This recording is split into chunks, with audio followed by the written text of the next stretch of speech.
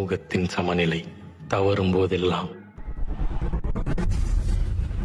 சகலமும் அவலமாகும். மனிதத்தன்மை கேள்விக்குறியாகும். உரிமை காக்க போராடுவதே களம். போராட்டம் ஒன்றாலே முன்னேறும் மக்கள் கூட்டமே போராட்டம்.